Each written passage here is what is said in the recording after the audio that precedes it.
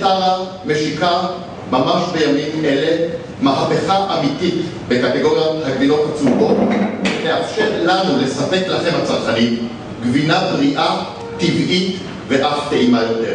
גבינה, מוריי ורבותיי, ללא חומרים משמרים. אנחנו משיקים כאן הבוקר הזה קטגוריה חדשה ופורצת דרך במדינת ישראל. אמנם כבר בעולם, יד נשמע מהדוברים אחריי, כבר הדבר רץ ואפילו רץ יפה, אבל כאן בישראל מדובר בפריצת דרך אמיתית. המהלך הזה מבחינתנו באמת מאוד מאוד מרגש אותנו, כי הוא מדובר בפריצת דרך. ואני כל הזמן אומר את זה במהלכי שיווק, אתם מכירים את זה מספיק טוב, אתם שבעים כתבות רבות, השקות רבות וכו'. השיווק בינינו מתחלק לשתיים. יש את המהלכים שזה נחמד ועוד טעם, ואתה מספר שהמוצר שלך הוא בריא, ואתה מספר למה לצרוך אותי כי אני טעים, כל מיני דברים שברגיל ובשוטף. ויש את מהלכי השיווק, שיש בהם באמת פריצות דרך אמיתיות, שאתה מחזיק ביד איזה משהו שהוא חדשני, שלא היה לפניך, שאין את זה למתחרים שלך, תכף נדבר על זה קצת, ואז אתה אומר, בוא'נה, יש לי מהלך מדהים ביד, אני חייב שכולם ידעו עליו, והוא באמת פריצת דרך.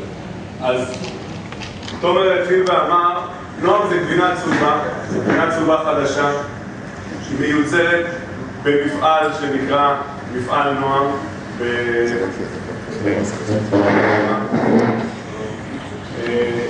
מפעל שנמצא באזור נתיבות שתכף נדבר עליו, ומדובר בגבינה שלא הייתה עדיין במדינת ישראל, גם בכשרות מהודרת, בכל המוצרים, וגם ללא חומרים משמרים. עכשיו, הסיפור הזה של ללא חומרים משמרים, אנחנו ככה שאלנו צרכנים בעבר, מה אתם חושבים על חומרים משמרים בכלל במזון? מה אתם חושבים על חומרים משמרים בעולמות החלב? הרבה מאוד אנשים, אנחנו הופתענו, לא מודעים לנושא הזה של חומרים משמרים במוצרי חלב. זאת אומרת, אומרים, מה זאת אומרת? מוצרי חלב זה הדבר הכי בסיסי, בריא, אני נותן אותו למשפחה שלי ביום-יום. מה פתאום שיהיה חומר משמר בגבינה צהובה, או בגבינה לאפייה, או בכל דבר אחר? זה היה נשמע לא הגיוני לאנשים, ולכן אמרנו להם, תגיד, מה אתה אומר שאני אשיק גבינה צהובה בלי חומר משמר? זה מעניין אותך? אמרנו, מה מעניין? זה obvious, מה שנקרא, זה ברור שבגבינה צהובה עם חומר משמר. ואז גילינו שבעצם אין מודעות בעם ישראל לעניין הזה, שהגבינות הצהובות שהוא אכל עד היום, יש בהן חומרים משמרים. בכל הגבינות הצהובות שנמצאות בישראל, יש חומרים משמרים. עכשיו, איך אנחנו מסוגלים לעשות את הדבר הזה? אז תכף אני אראה ככה, אני אראה טיפה את המוצרים שיש, ואז אני אספר קצת על איך הגענו לרעיון, איך הטכנולוגיה מביאה אותנו באמת למוצר מאוד מאוד חדשני. המוצרים שאנחנו משיקים הם מאוד מגוונים, גם מוצרים באחוזי שומן שונים. קשה קצת לראות פה את ההבדל, כי הם נראים לך טובים מרחוק, אבל אני אספר טיפה. גם יש אחוזי שומן שונים, גם יש עובי פרוסות שונה, למי שרוצה קצת פרוסה יותר דקה, פרוסה יותר רבה, באריזות שנפתחות ונסגרות, או באריזות של ואקום, כמו שאתם מכירים ממתחרים גדלים, יש 200 גרם, 360 גרם, 500 גרם. גבינה מגורדת לפיצות, שעושים הרבה מאוד בכלל במדינת ישראל וגם במגזר. זאת אומרת, יש מגוון רחב מאוד שזה רק על המדף. מעבר לזה, יש גם במעדניות, ברוב הסופרים שאתם מכירים, אין מעדניות, אבל יש כאלה שיש בהם. גם שם יש לנו מוצרים רק בכשרות מהודרת, גם ללא חומרים משמרים, גם שם. הדבר הזה, 85% הבינו שכל הגבינות של עמק ללא חומר משמר, דבר שמאוד הרגיז אותנו, כי זה ממש הרגיש לנו כהטעיה. לכן אמרנו, אנחנו חייבים לוודא שהציבור מבין את זה. ואז סיפרנו לעיתונאי את הסיפור, פשוט לספר, לשבת עם עיתונאי ולספר לו את הסיפור. זה מה שהיה, זה מה שהושקע בטלוויזיה, ככה פרסמו וכו'. ואז התחילו כתבות רבות בנושא הזה בכל העיתונים, בידיעות אחרונות ובדה-מרקר, תנובה מטה צופים בקמפיין ובגלובס וכו'. התחילו הרבה מאוד כתבות. אתם יודעים, אנחנו לא שולטים בעיתונות מה שנקרא, וכל אחד יכול לכתוב מה שהוא רוצה. אנחנו דיברנו עם עיתונאים, והסברנו להם, זה אנחנו, זה מה שיש בתחרות, זה הפרסומות שאתם רואים היום. חשוב לנו שהציבור ידע. לכן היו הרבה מאוד כתבות בנושא הזה, הרבה מאוד רעש תקשורתי. לאור העניין הזה תנובה הורידה את הפרסום מהטלוויזיה של ללא חומר משמר, היא נוקטת עכשיו באמצעים אחרים, אבל עדיין יש עכשיו קרב, הפיקנטריה במגזר הכללי, מה שמעניין עכשיו, האקשן, זה סביב הסיפור שאנחנו מביאים בשורה עם טכנולוגיה באמת לכל עם ישראל, לכל אחוז השומן, לכל הרצונותות, וכולי ללא חומר משמר. המתחרה מנסה לבלבל ולהגיד גם לי יש ללא חומר משמר, מה הבעיה? כי מוצר שהוא בקושי נמצא בשוק עם פחות מ-1% מהמחיר וכולי.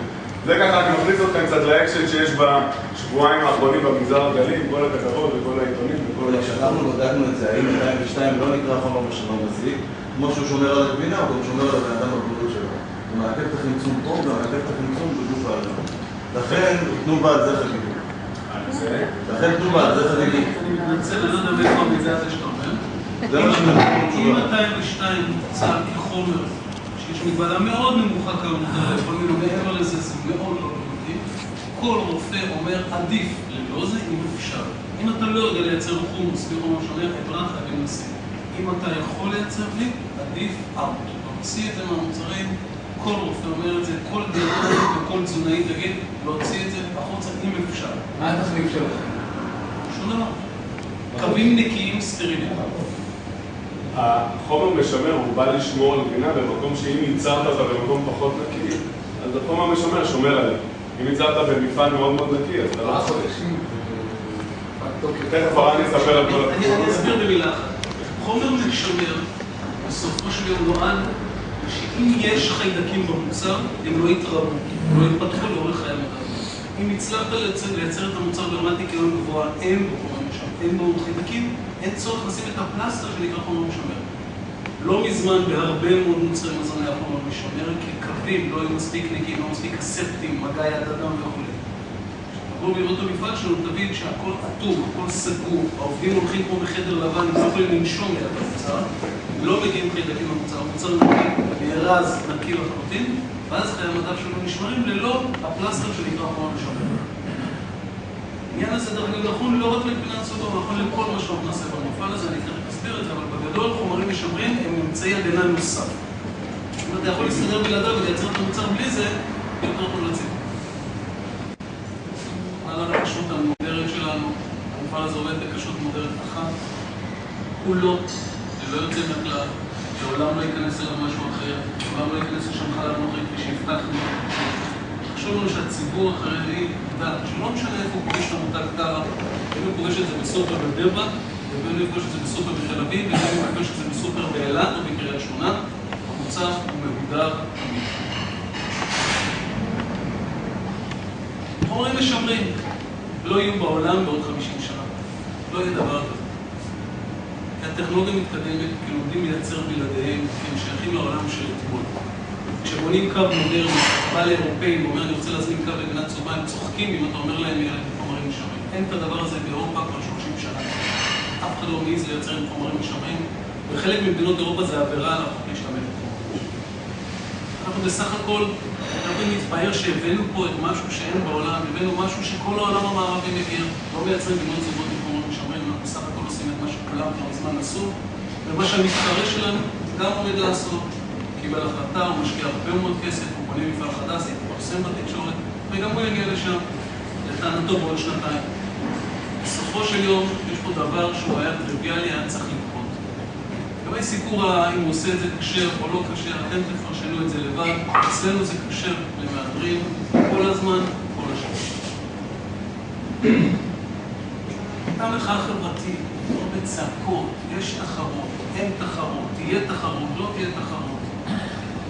תקשיבו, בשביל שתהיה תחרות צריך להיות מי שיתחרה.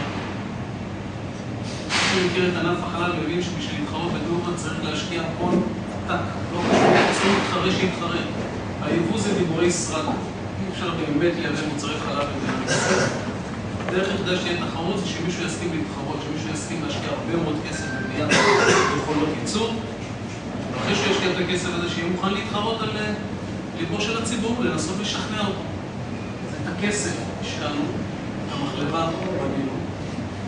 בימים אלה, היום, אגב, יום מרגש, המחלבה בתל אביב, היום פעם האחרונה מייצרת, מתשדרת. אנחנו עוברים לדרום, העברנו 500 איש, העברנו 150 איש הכנסים מדי יום לדרום, ו30 איש עזרנו ברכישת דירה לעבור איתנו לדרום. הפעולה שלנו היא פעולה מלאה בשביל ליצור תחרות בשוק. עכשיו אנחנו מגיעים לשלב הבא. השלב הבא זה להתחיל לשכנע את הציבור. הציבור החילוני, הציבור החרדי, הציבור הערבי, כל ציבור מבחינתנו הוא ציבור לגיטימי, הוא חלק מאיתנו, הוא עובד איתנו, אנחנו רוצים בעניין הזה לשכנע שיקום את המוצרים שלנו. הציבור החרדי מבחינתנו הרבה מאוד שנים, יעד מאוד מאוד מאוד חשוב, מאוד מאוד מאוד גדול. גבינה צהובה היא הבסיס. אתמול שוחחתי עם אינטרנט, להסביר חומר משמר. במדינת ישראל מדי שבוע יש 22 מיליון פרוסות גבינה צהובה. 22 מיליון פרוסות, עם כל הגבינה צהובה שיש נכון שחלקה הולכת לגירוד, אבל אם מתרגם את הכל לפרוסות, 22 מיליון פרוסות, פחות או יותר, של גבינה צהובה נאכלות בשבוע במדינת ישראל. סנדוויץ', טוסט, כל אחד כמו שטעים לו. אז אם אני מעודד את הציבור לצורך גבינה צהובה, אם זה בריא או לא, נשאיר את זה לציבור, הוא כבר בחר. אבל ב-22 מיליון פרסות מבחינתנו אין שום צורך שיהיה כימיקל שאפשר להוציא אותו החוצה.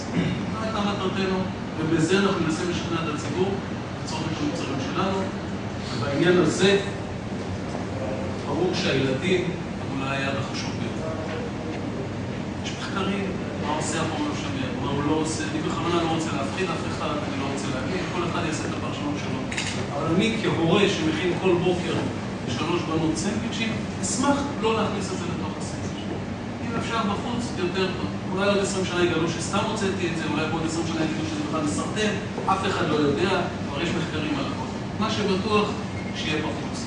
עדיף חלב, מלח, צבע טבעי, זה גבינה צהובה. זו המטרה שלנו בסופו של דבר, ומי שיש לו הרבה מאוד ילדים, בוודאי ישמח לעשות את זה.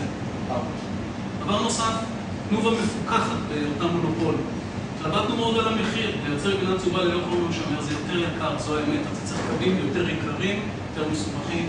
בחרנו מבחירה חופשית להכיל על עצמנו את הפיקוח, לתרום במחירי הפיקוח, אנחנו הולכים בדיוק במחירים של הפיקוח, לא משחקים בעניין הזה ולא דורשים את אחד, שום פרמיה, נותנים את המוצר באותו מחיר בדיוק במעדניה. כולם מכירים את הסיפור של לקנות גבינה צהובה בזול, אפשר לקנות במעדניה. שם מוצר מפוקח, גם המוצר שלנו, לא החומר משמר, מוצר בכל המעדניות, בכל מקום שפורסים, במחיר המוזל של הפיקוח.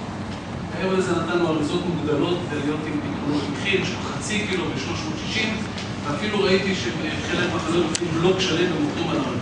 אני רוצה להגיד לכם הרבה תודה שבאתם. אני מקווה שאנחנו מביאים בשורה לכל הציבור, בפרט הציבור החרדי. תודה רבה. אני אשמח מאוד אם גם תתאמו ותרגישו לא חסר חומר משמר בטעם.